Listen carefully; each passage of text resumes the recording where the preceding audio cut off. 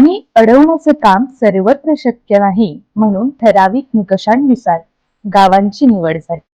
नमस्कार. मी निलेश संभाजीराव पाटील, अ, जिल्हा जलसंधारण अधिकारी नंदुरबार येथे कार्यरत आहे. आपली प्रधानमंत्री कृषी सिंचन योजना पाणलोट विकास घटक 2.0 या योजनेअंतर्गत आपण नंदुरबार जिल्ह्यामध्ये कामं केलेली आहेत. मृद व जलसंधारणाचे कामे केलेली आहेत. ही जी समिती आहे हिचे अध्यक्ष जिल्हा स्तरावर आपले जिल्हाधिकारी महोदय या समितीचे अध्यक्ष आहेत. ते समिती अंतर्गत आपण 4 तालुके निवडलेले होते नंदुरबार जिल्ह्यामध्ये. तर ते 4 तालुके आपले होते तळोदा, अक्कलकुवा, अक्राणी व नंदुरबार.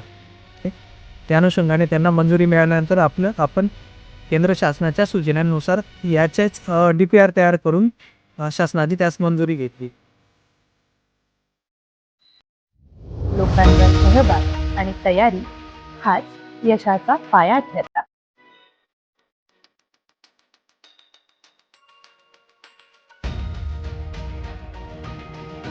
माझे नाव विशाल लक्ष्मण घरटे.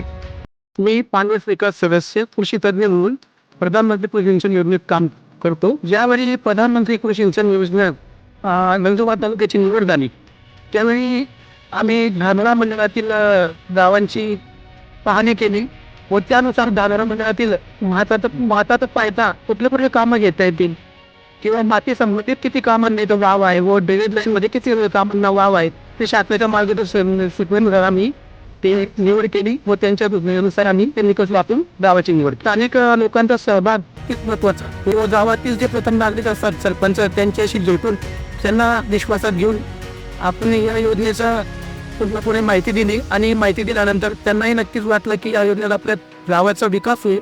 त्यावेळी गावाची निवड झाली या योजनेअंतर्गत.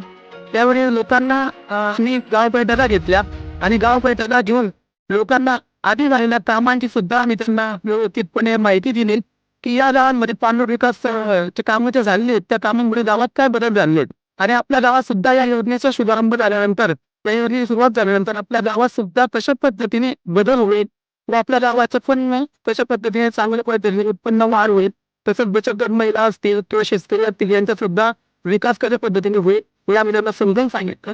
PRA व नेट प्लॅनिंग करण्याचं महत्त्व असं आहे या योजनेमध्ये की आपण कुठल्याही योजनेची सुरुवात जेव्हा करत असतो त्यावेळेस PRA आपण त्या गावांमध्ये घेत असतो. PRA मध्ये असं असतं की आपण रांगोळीच्या माध्यमातून लोकांना गावाचा एक नकाशा तयार करत असतो आणि त्या नकाशामध्ये गावाच्या माथापासून तर पायथ्यापर्यंत कुठले ट्रीटमेंट आपल्याला घेता येतील की गावात जंगल कुठं आहे, डोंगर कुठं आहेत, नदी नाले कुठं आहेत, शेती कुठं आहे आणि गावातील अंगणवाडी असेल, दवाखाने असतील, ग्रामपंचायत या सर्वांची माहिती त्या नकाशामध्ये दिली गेलेली असते आणि आपण कुठल्या भागात काय कामं करणार आहोत याची माहिती त्या PRA आणि नेट प्लॅनिंग मार्फत आपण गावकऱ्यांना देत असतो. गावकऱ्यांना या योजनेअंतर्गत सहभाग वाढवण्यासाठी गावकऱ्यांना एकत्र करून गावकऱ्यांकडनं बोलतं केलं आपण त्यांना स्वतः सांगितलं की तुम्हाला कुठल्या ॲक्टिव्हिटी कुठल्या कामांची गरज आहे आपल्या या भागामध्ये किंवा तुम्हाला काय आवश्यकता वाटते की आपण या योजनेअंतर्गत काय करायला पाहिजे.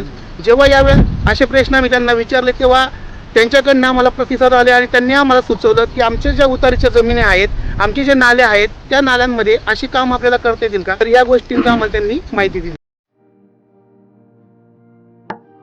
योग्य गाव निवडलं म्हणून प्रकल्प यशस्वी झाला.